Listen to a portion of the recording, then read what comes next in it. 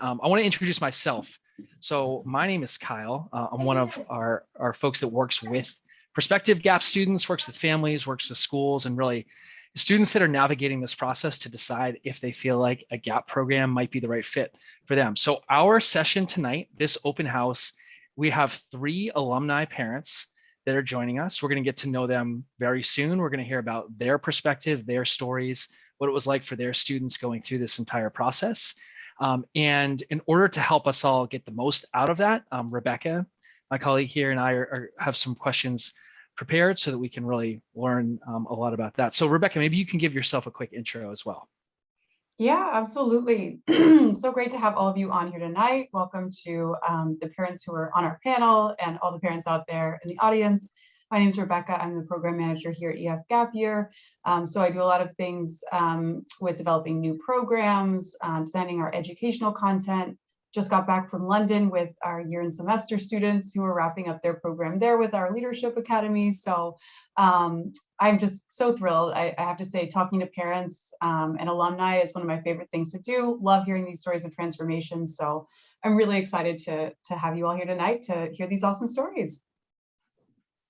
All right, fantastic. So we're going to take a few minutes because we know some folks that are joining tonight are early on in their process to learn about Gap Year. So we want to make sure that you have some context as to who we are as EF and what we do. And then everything that we hear from our panelists will hopefully make a lot more sense once we get there. So quick bit of housekeeping. Everyone that's here this evening is going to automatically be eligible for a $500 discount off of any GAP program that they enroll in with us. So that's something that you can work directly with your GAP consultant with following tonight's session to make sure we get all that squared away for you. And I think it's helpful to just get to know EF to begin. So hopefully a lot of folks have a little bit of background on EF, which is Education First. We are really, I think simply put, the world leader in educational travel. So since mid-60s, since 1965, we've quite literally helped millions of people travel, explore, see new places, experience new cultures. And that's exactly what we're doing now, specifically for our GAP students, which are our 18 to 22-year-old GAP students that are somewhere along their college journey. So our perspective tonight, from a programming lens, is really looking at EF as a company that employs over 50,000 employees, that has offices in schools in over 100 different countries. And those resources, the experience, our staff on the ground, we would argue is what sets us up to be able to deliver successful programs and to be able to offer hopefully engaging programming in a lot of different contexts and a lot of different locations, depending on what students' goals are. So hopefully we'll get some perspective of that tonight. And all of our programs at the end of the day are geared towards this right here, which are to help students thrive in an ever-changing world, an increasingly changing world. So there's a few categories of what we actually do in terms of programming. So we think of these in terms of our short-term programming, which is typically a month to a month and a half, our semester programming, which is 10 to 11 weeks long, and then our full Gap Year program. And you'll actually hear from our folks tonight on all 3 of these categories. Everything that we do, we also are organizing. We're including really everything that you need to be able to be successful. So we do all of your flights, your transportation, your accommodation, your on-the-ground support, activities, majority of your meals, mentorship. Our team that supports our GAP students looks a few different ways, actually. So it starts typically with conversations with folks like myself and Rebecca. Those are our Gap Year consultants that are working directly with students as they go through the process to navigate, is a Gap Year right for me? If so, is it right with EF? And if yes, what program is really the best fit? So that's really where your journey begins. We know some folks tonight are already enrolled with us, so they might be working with their student success advisor, their program advisor. That's the person that's going to help them prepare before they depart with everything that they need, from passport details to packing lists, and making sure that they're really set to go by the time that special day comes where they're getting on the plane. And after that, our next layer, next level of support are all of our program staff. So those are folks like our tour directors, our local guides, our student life coordinators, and then all of our groups, all of our students, the people that you're making friends with, if you are a GAP student, and all the people that you're making connections with along the way. So without further ado, I think let's use the rest of our time this evening to get to know our panelists from here. So Rebecca, can you help us out with that? Yeah, absolutely. So I'd love to introduce our panelists, have them tell us a little bit about themselves, who their student is, where they're joining from, just to kick us off. And then I have a few questions I want to run through. But if anyone has questions as we go through this conversation, that's what that Q&A box is for. So feel free to throw anything in there, and we'll get to as many of those as we can by the end of the hour. But yes, starting off, I'd love to introduce Melissa Shanahan, mother of Carly. This is Carly you see here.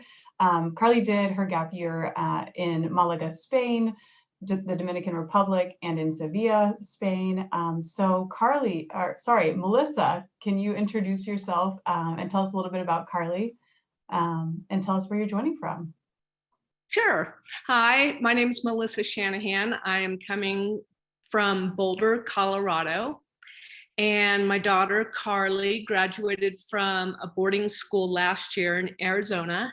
And she wanted to do a gap year. We'd been talking about this for a while. And we did some just exploring about what types of programs. We decided on EF. It has been absolutely life-changing for her. She committed to do the full year, and she loved every single minute of it. I think it was a very valuable experience for her. I saw a lot of growth emotionally, mentally, just in terms of having a deeper sense of who she is and what she wants in the world. She came back much more confident. In fact, at the end of her gap year, I met her in Rome, and we spent a week in Rome, and she pretty much helped me navigate streets and travel and stuff like that. She made all our arrangements, got our tickets for things. So, I mean, when I saw her, I felt like she'd absolutely changed. So what else? Was there another question too? We're going to dive deeper into all those things in just a minute. That's an amazing introduction. Okay. So thank you so much, Melissa.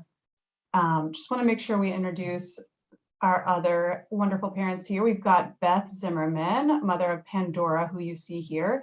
And Pandora actually did 2 different programs with us. Kyle mentioned, we have short-term, semester, and year programs. So Pandora actually did one of our short-term programs in Barcelona back in the fall of 2021, and then hit the road again with a spring semester program with us, where she was in Costa Rica and Peru. So Beth, I'll just turn it over to you to quickly introduce yourself and tell us a little bit about Pandora. Yeah, so I'm Beth Zimmerman, and I'm joining from Pennsylvania, about an hour outside of Philly. And Pandora graduated from a large public high school in 2021, last year. It had always been the case that she was going to do a gap year. She's a full year younger than her classmates, in her given year. So she kind of grew up knowing she was doing a gap year before college. So she applied, got accepted to the school where she wanted to go, and then deferred for a year to take a gap year.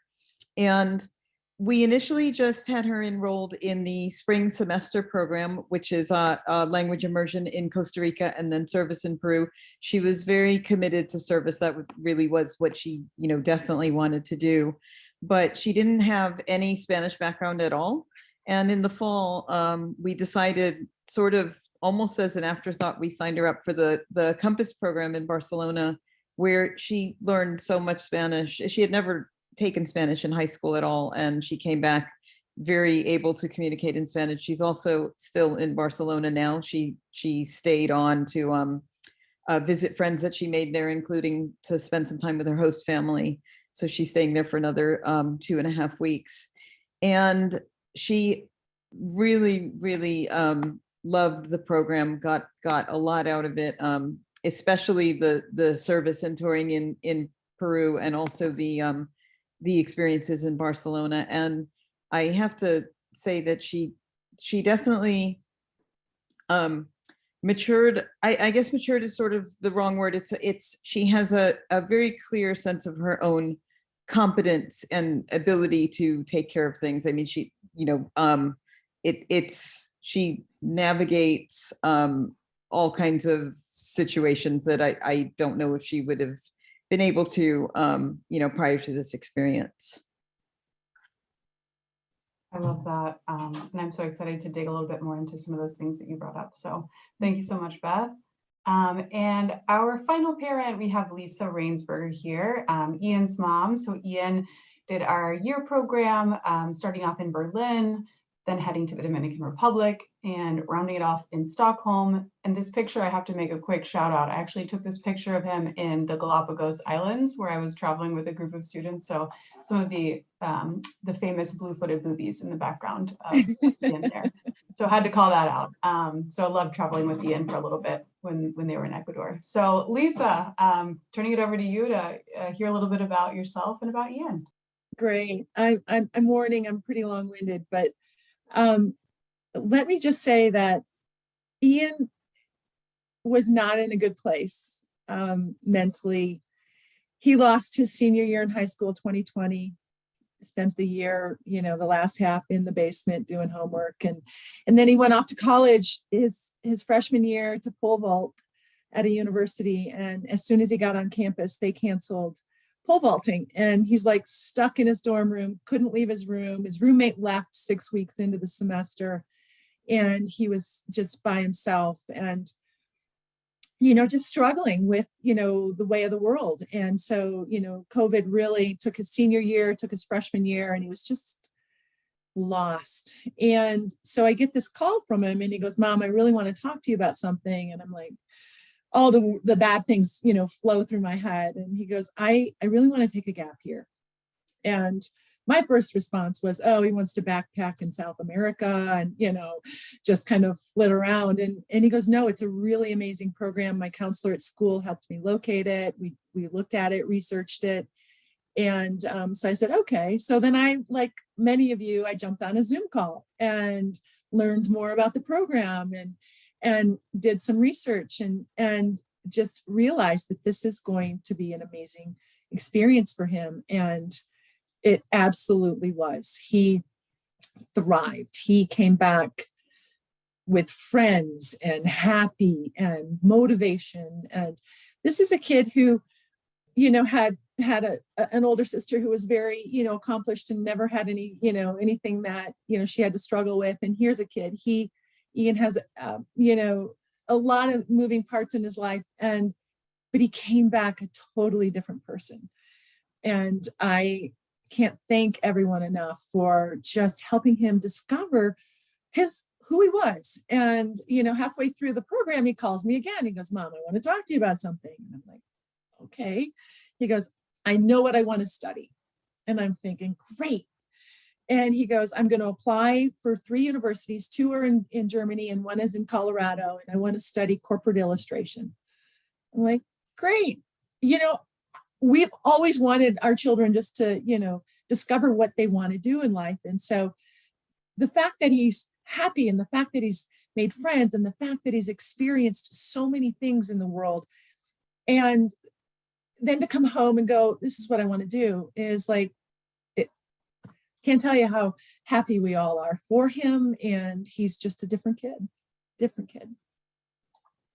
I absolutely love that. And thank you all for kicking that off with these stories of transformation. And I want to kind of go back. A lot of you alluded to that decision of, why to take a gap and sort of how that came about. So I wanted to sort of talk a little bit more about that. So, as you all were thinking among your family about that decision, what were some of the things that you were considering? What were some of the things that made you choose EF, that made that the right experience for your student? So if any of you could kind of touch on that decision-making process, thinking way back now, a year or a few months ago. Anyone have some thoughts about that? I'll go first. Yeah, absolutely, Lisa. Sorry. The fact that you created blocks where you were doing the language block and the service block and the internship. All of those pieces were very impressive for us in terms of what he was going to experience. And the fact that there was structure and that, you were taking these kids from country to country to country, you were moving them around and you were giving them opportunity. And there was a point where all of a sudden he started sending pictures home of scenery. And here's a kid whose head has been down for 2 years and he's finally looking up. And so all of those programs that you created taught him how to think about other people, how to reach out and provide something for others than just feel that darkness from within for himself. And so the fact that he started sending scenery pictures was like, this kid has not looked up in 2 years. And so he's seeing the world with a whole new set of eyeballs. And so the fact that our decision was when we got to see where he was going to go and what he was going to do was why we chose EF. And that really is such a revelation after so many students have spent years now behind a screen, experiencing the world through that screen. Just being out in the world it's an incredible transformation for sure. Yes. Melissa? I would also like to add that, what appealed to me with EF was certainly the structure and how intentional the whole program is, just in terms of coming together, doing team building, getting to know your cohort, traveling with your cohort. But what I really, really appreciated is all the individual choices that the students get to make. So they get to pick what they want to study, where they want to go. And so I really feel like there's a very intentional balance of structure and also freedom and choice. And also just even on the weekends and activities that are available. So that was an amazing piece for EF. And then also I think just how well you guys did the cohorts and grouping kids together as well. And then also the other piece I would say is just all the learning that happened internally. So these kiddos are not feeling like they're in class and all this learning is being thrust upon them. It's just innate and it's natural learning that happens. Yeah, absolutely. That experiential learning is so key there. And we had looked into a number of programs just on, again, Pandora's College has a study abroad and GAP programs website with just links to different resources. And we were able to narrow it down to just a few pretty quickly. She was just very excited about the itinerary for the program that she chose. She liked that it started out with the European kind of, touring different places in Europe just for the cohort bonding, and then the language immersion piece and the service piece. She felt very strongly about service. And when we had our conversations with our consultant at EF, they were very persuasive about the, I'm going to get their titles wrong, but the program leads, Augusto and Alejandro, or the people I'm talking about, the people who really kind of take the cohort to their different service projects, or take the lead in that respect. And for her specific program, there just are some really, really cool things that they were doing in Peru. So I'm sure the others are equally amazing. But we saw that she was very, very excited about the opportunities that you guys offer these kids. And then the other thing that I liked as a parent was it was a couple of things that are, maybe this wouldn't matter to everyone, but I liked that you allow them to have their phones with them. Not all of the programs allow that. And then there was also one slide during one of the presentations where, EF is very, you're a huge organization and you do this a lot with a lot of different age groups. And when it was explained that when COVID first hit in 2020, you had everybody back on American soil within, 48 hours, some ridiculously quick amount of time. that also, as a parent, made us feel a little more comfortable sending our youngest, kid on this experience. So. That's great feedback, Beth. I think Rebecca and I, our Zoom backgrounds, we haven't mentioned it. This is the EF office in Cambridge. So we saw people leaving this building after being there for like 3 and 4 days straight, sleeping on the floor, making sure that everything was taken care of there. But something that everyone just touched on in a different way, and I want to just unpack a little bit more, is what were some of the emotions that you as the parent were going through this decision-making process? And what were some things that you saw in your student, especially through this decision-making process? And context for this is that we see a lot of students that are thinking and considering a gap year, and of course, thinking about college and maybe other opportunities as well. And we just know that there's a lot of nerves, there's a lot of questions, there's a lot of doubt, there's a lot of anxiety, there's just a lot that's happening. And it's sort of now, like usually it's this time of year, right around college decision day, leading up to that. So if everybody could maybe give their perspective on what were the emotions that you were dealing with as a parent and for your student through this decision-making process. Okay, I'll lead out again. A little background with Ian. Ian has epilepsy and he's pretty open about it, and he has to take medication twice a day. He's in remission. And as his mom, and having him grow up with this, knowing what could happen if he doesn't stay medicated, that was my biggest worry. Was he going to grow up enough to be able to, stay on with his meds? And were the meds going to get confiscated in customs? Because he had to take, 3 months worth of medications with him. And so those were my biggest worries. I had no worry at all that he was going to have the time of his life and that you guys were going to take good care of him. It was the things that I couldn't control that I worried about. And after several weeks, he just assured me. He would FaceTime and say, "Yeah, no, Mom, we're good. I'm good." And, and this is the first time in 10 years of having epilepsy, he hasn't had a seizure within, like an 8-month. So I'm just wondering, maybe I cause them, or maybe he's just happy and, the seizures don't happen because he's very happy and he's in control of his life. But that was huge for me to send him on his way, halfway around the world. If he lost his meds, how would I get him new ones? All those little things that, were my problem, not his. I worried about it, but he just managed. He managed. And that was the biggest, silver lining, I think, for us.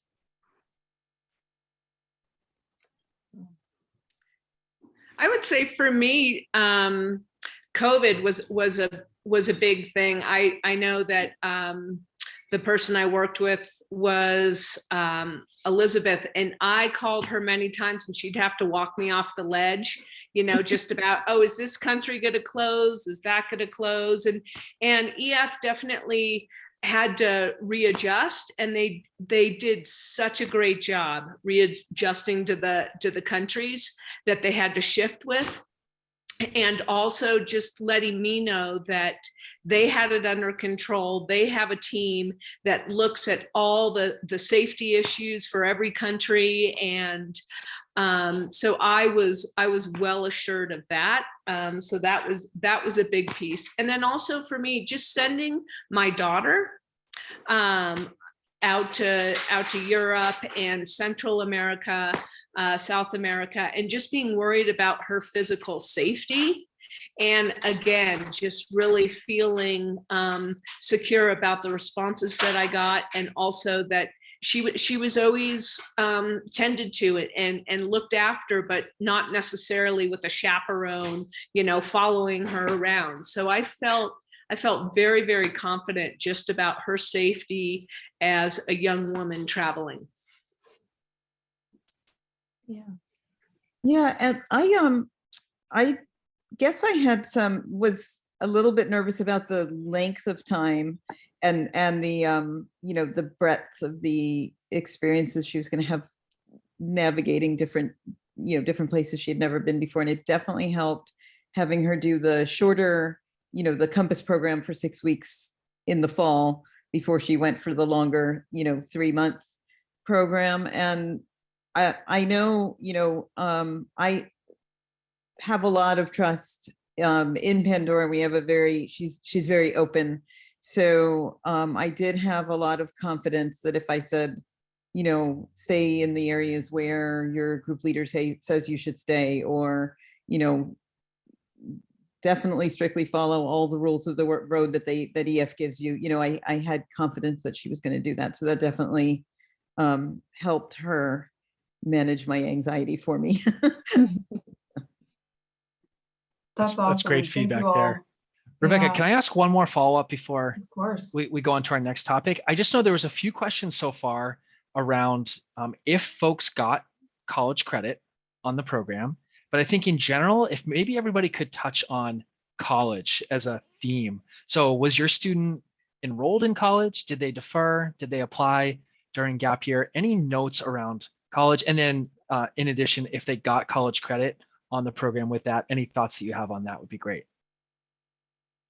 Well, Ian, he spent a year in college, his freshman year at Western Colorado University, and he got no credit for this. And, at first I'm like, wow, but now I don't care, because he got more out of this program than he would ever sitting in a classroom, taking freshman English, or, just the basics, because he, and one of the phrases that kept being used was he's going to come back a global citizen. And absolutely, he is a global citizen. And the fact that he came home knowing what he wanted to do and getting accepted into a new university, and to be able to study what he wants to study now and not feel like he has to meet other people's expectations. He's very comfortable with himself now to be able to speak up and say, this is what I want to do. His freshman year, he thought he had to do something that his dad would be proud of or his mom would be proud of. And now he's like strong enough young man to say, this is my passion. And that was discovered on the trip. And so he will be going back to a university in Berlin, where he will study corporate illustration at University of Europe for Applied Sciences. And he got accepted. He submitted his portfolio when he was in the Dominican Republic. And I made the payment for the semester from Colorado. So, I mean, there's just this circuitous, events that were happening all during his, application process for this university. And so in hindsight, not getting credit is not an issue for us, because he learned so much more than he ever would have, spending a semester in university and struggling and not being happy.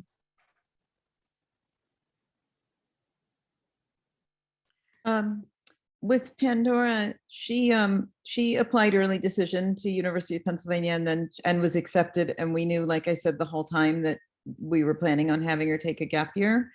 And college credit, it came up on one of the slides that it was possible, but it wasn't really something that she was considering, because part of what she wanted to do was a different kind of learning with less kind of classroom related pressure, given what she's about to do for 4 years. So it wasn't really something that she was thinking about doing. And it didn't go into it wasn't part of, what we were considering. I will say that on her program, this last program, the 3 months that she just finished, there was a wide range of experiences. There were people who didn't really like the college that they attended their freshman year, so they were taking a hiatus and then reapplying to different colleges. There were people who hadn't applied yet, and then they were either applying now or waiting till they got back. There were other people who had just deferred for a year like she had. So and there was one person actually who had just finished college and was taking a gap year before graduate school. So it's a range of people on these, at least on her trip, her cohort was a wide range in terms of, their life stage and why they were taking a gap year and at what point. I would just jump in quickly too to echo what you said, Beth, that there's people on the program from all these different, stages in life and between high school and college and after that. Just to answer a quick question from the chat, Someone asked if there are any families that choose EF because their child was accepted to spring semester in college, and we did have quite a few of those students who did that, and we love that. And colleges who had those spring cohorts are so excited to have students come back after having, you know, this experience abroad. So yes, to the person that asked that question, folks of all different stages. I do want to make sure we talk about some of that fun stuff on program that your students experience. So I'd love to hear from each of you, maybe one highlight, one story that your student told you that really stood out. And I know some of you had alluded at the beginning to some of that on the ground support from tour directors that we have. So if your students shared anything sort of about those relationships that form, that would be great, because I know tour directors are one of the best parts of the program for many students. Well, Ian, one of the things that he kept talking about were when they would go out on hikes. I think he was in Ecuador when they went on a really long hike, and he sent pictures, and they're just on this really tall precipice and they're overlooking the scenery. And he mentioned that several times of, you know, being able to go on hikes and waterfalls and just the beauty of nature. And I alluded to it earlier, where his head has been in the clouds, you know, for not the clouds, but has been down for 2 years. And so he's finally looking up. And so I think it was for him, he was like seeing nature and seeing, you know, life and, you know, the boobies and, you know, in the Galapagos, and, you know, just being able to, you know, be in the programs where they're doing reforestation and doing coral conservation. But I think what he liked the most was when he was in the Dominican Republic, he was teaching art and music in a Montessori, and he really felt special. I mean, he knows how to play the piano, so he'd play the piano for them, and, you know, he would draw for them, and he made these posters for them. And so I think that part was the most special, because it allowed him to kind of like be authentic and share those sides of himself.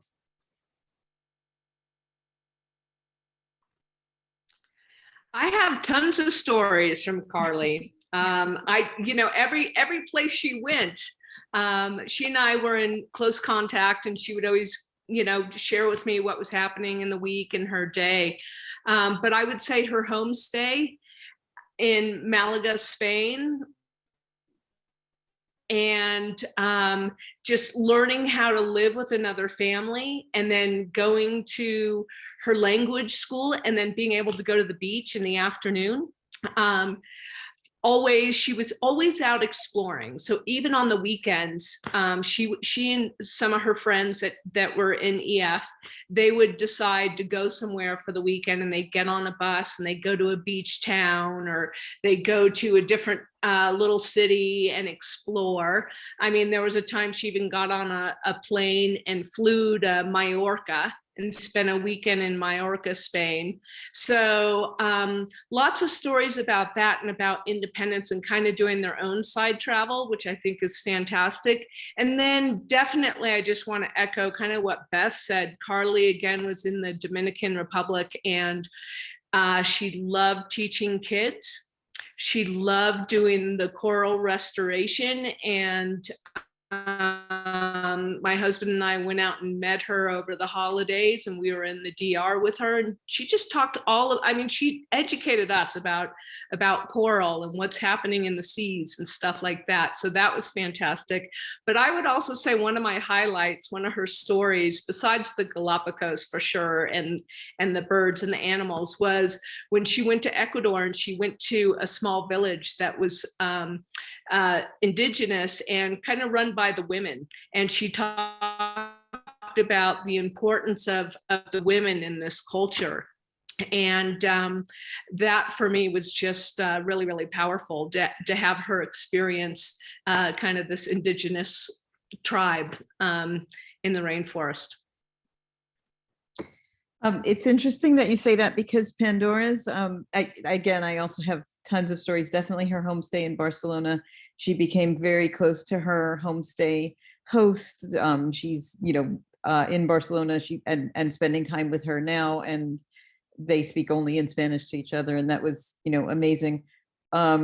Learning the metro in Barcelona was a great experience, because it's a very safe metro, and it's very easy to learn how to navigate. So it's not, like trying to learn the subway in New York as your first, experience with that. So that was really great. But for her service in Peru, they did a longer service project with a school outside of Lima, and they painted some houses and worked with the kids. She taught my daughter, Pandora's a yoga instructor, so she got to do some yoga classes, like teaching the kids. And the organization that EF pairs with, and I don't remember the name of it, but it's the school in Peru.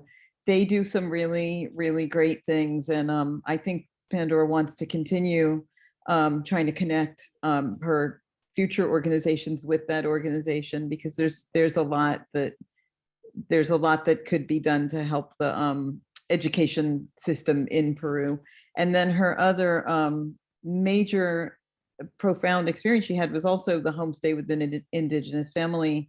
They spoke very little even Spanish. It was mostly Quechua that they spoke, but she had a great experience, and it was with another EF student, and just it was a very immersive, transformative experience for her.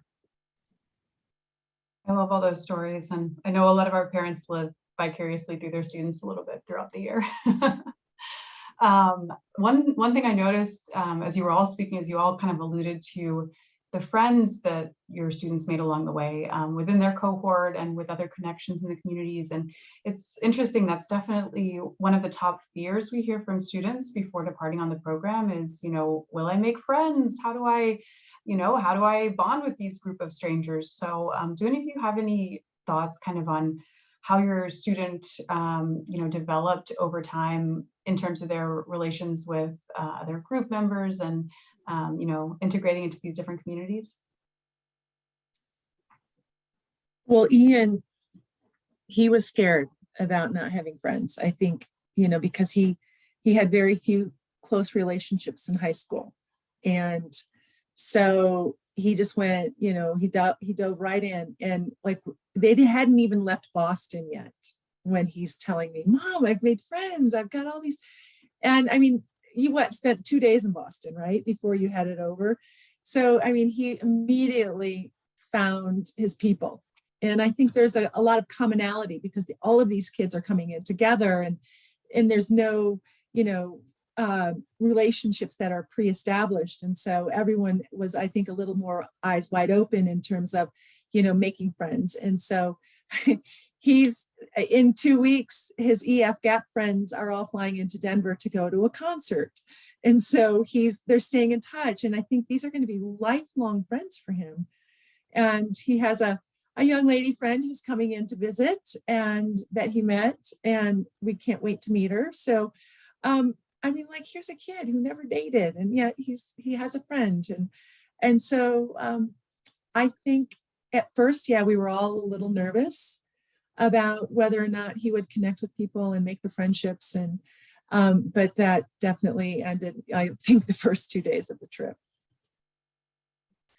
Yeah, I mean, I just want to echo that I think EF does an amazing job in the first couple days of doing the team building and bringing all the kiddos to Boston, or I think it was supposed to be London and that it had to shift to Boston, but and to really, it's designed to have these team building activities where all these kids are interacting on, within different groups. And I know, within the second, third day, Carly, when she was flying out to, I think they went to Paris first. I mean, she was already talking about people that she was connecting with, and this person and that person. And I mean, I can absolutely say that she has some really good friends already. And we've already had some at the house.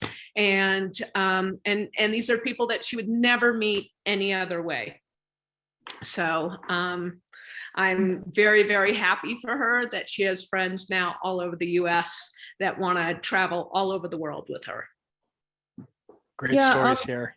Pandora also, she definitely said that, and she relayed this to me, that the making friends on the longer experience that she had was she found that after, after a few weeks, she was definitely more compatible with that group of friends because they all had kind of in ways similar interests. They were all interested in language and service, or she found her friends who did language and internship, that they became close to each other because they had, some common interests. Whereas the shorter term program, it was more hit and miss. It was not necessarily that everybody bonded with everybody, but they kind of settled into the people they got along with more than others. And I will say that the people in this last, in this last semester, that definitely she has lifelong friends that she met there. And also she met a lot of people at both of the language schools she attended. So she did Tamarindo this last time in Costa Rica, and Barcelona before that. And she met people from all over the world who were in the EF program, but not the EF gap year program, who are also studying language, in her instance, Spanish.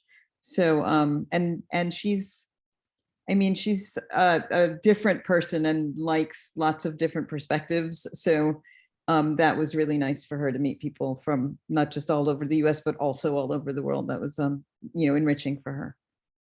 It's a great point, Beth. I'll just add, so context for everyone, the way that our language schools are set up, regardless of the city that a student is living in, they're going to arrive with their gap year cohort. So they're going to be with their US students that they've traveled with, that they've already gotten to know. But we also accept international students at our language schools. And we actually find that it's really important to do that. Part of this program is, and I think, Lisa, you mentioned being a global citizen, right? Like, we really want to instill that in students. So we need them to connect with students that are from France, Spain, Italy, Netherlands, really all over, a lot of Europeans, and then, even students from Asia or South America as well. So it is a cool opportunity to have a lot of opportunities to meet different students. And I think for that, Beth, we hear a lot of that feedback as well, where students can find their niche, because it's not just the same small group the entire time. There is an opportunity to grow and to, you change as you go through the program. I think that's been evident in everyone's feedback. But how about just switching gears a little bit? I'd love to talk tactical for a second and get anything that you think is important if you're a student or if you're a parent supporting your student as you're thinking about preparing, going through this. Maybe it's budgeting tips, packing tips, anything else that you might add for folks that there's more on the tactical level of preparation. Well, a few things. A lot of the locations they went to, you just couldn't plug your phone in for a recharge. So having his solar recharger, he had a solar recharger, that was phenomenal. He loved that. So when he was in Galapagos in Ecuador, he could take it with, because they'd spend long days away, and he could, just solar charge. He'd just put it on his backpack. So that was comforting for him. A big enough suitcase, because lo and behold, you might have room when you head to your program, but they buy things, they buy gifts, they buy mementos, and his luggage just exploded, so he had to actually buy another whole suitcase to get home. So I think just having expandable luggage is important to be able to get all their things that they collected along the way back home. I think you guys do such a tremendous job of getting them prepared, and the packing list was spot on. So, just make sure your student goes through the packing list and looks at, not bringing too many shirts, but just having enough items to get through a week before they do laundry. And Ian, he had different temperatures in his country. So he started out in Ecuador and Galapagos, and then had to go to Stockholm. And, he went from beach shorts and swimsuits to parka. And so he had to have enough room in his luggage for, two weather and ecosystems during his stay. So, he did have to buy warmer clothes. Didn't realize that Stockholm is freezing, especially after coming from Galapagos and Ecuador. So, yeah, so just kind of make sure that you follow the packing list because it was pretty true on.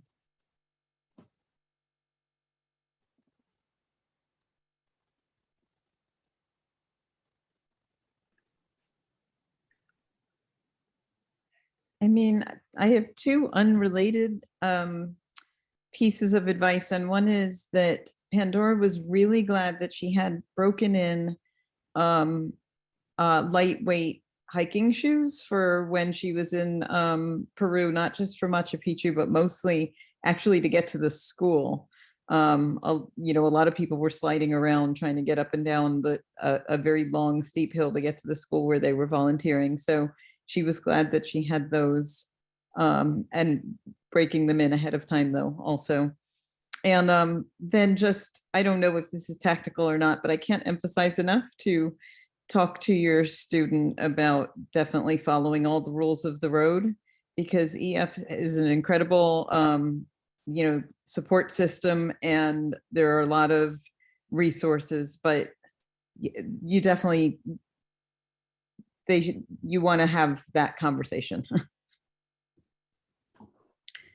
And I would say, you know, traveling with an open mind and being, just being used to things, you know, maybe some things don't go your way all the time. And how do you navigate that?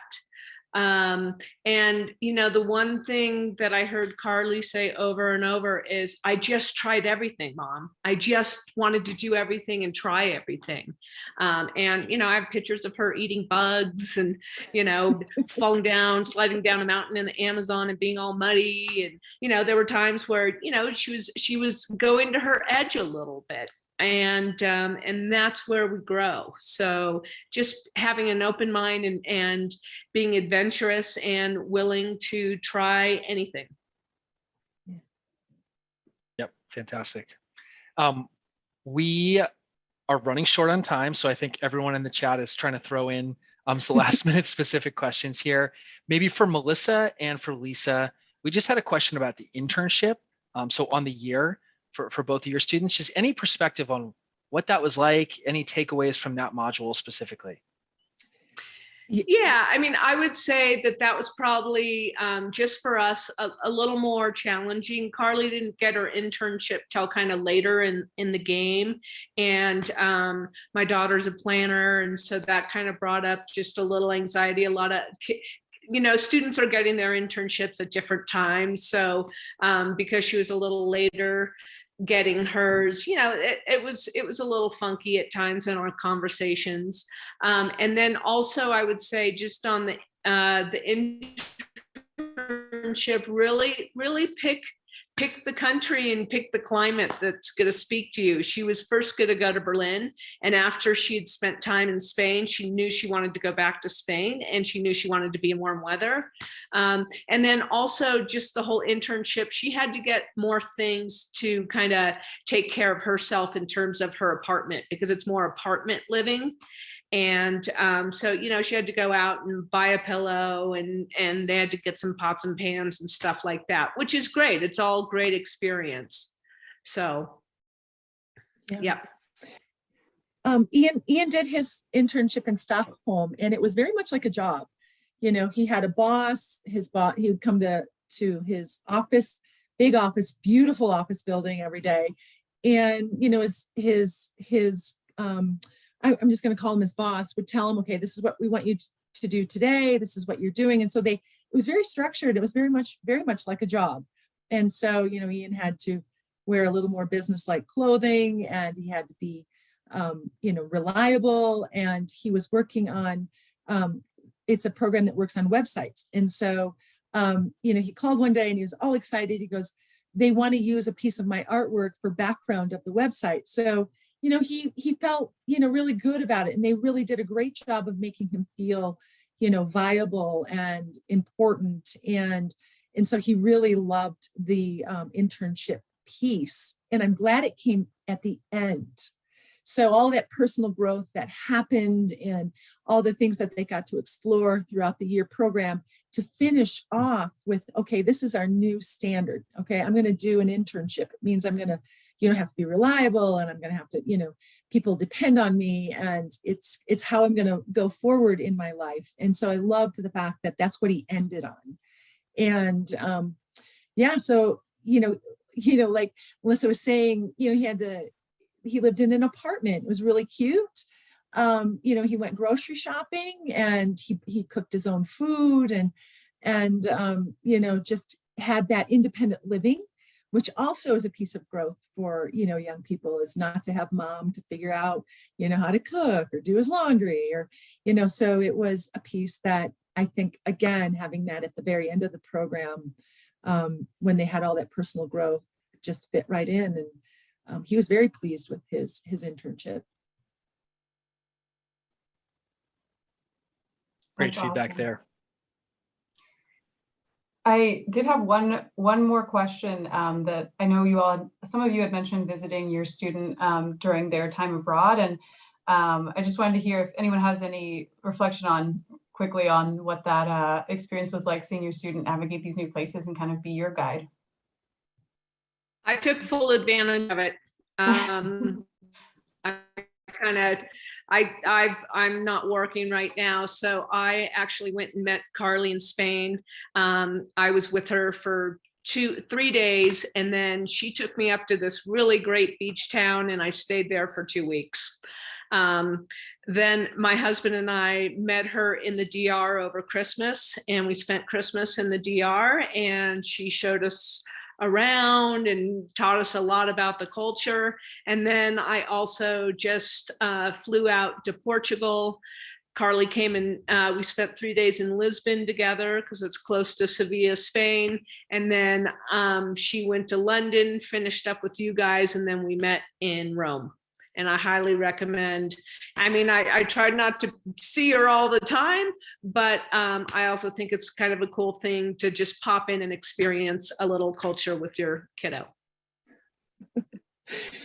Ian would have shot me. He didn't want us around at all. So he did send a lot of pictures, and every time he landed into a new, port of call, if you will, I would take a screenshot of where he is in the world. And so I have all these pictures of him, in the forest from the maps. So the little blue dot of where he's at on the map. And so it's fun to kind of like follow their travels based on, locating them on the maps. And so, but he was adamant. He did not want us to come visit him, but now he's home and he's spending more time with me than ever before. So I think every kid has their, what they want, but the fact that you get to choose if you want to go visit them or, and have that choice is awesome. So I'm jealous that you got to do that.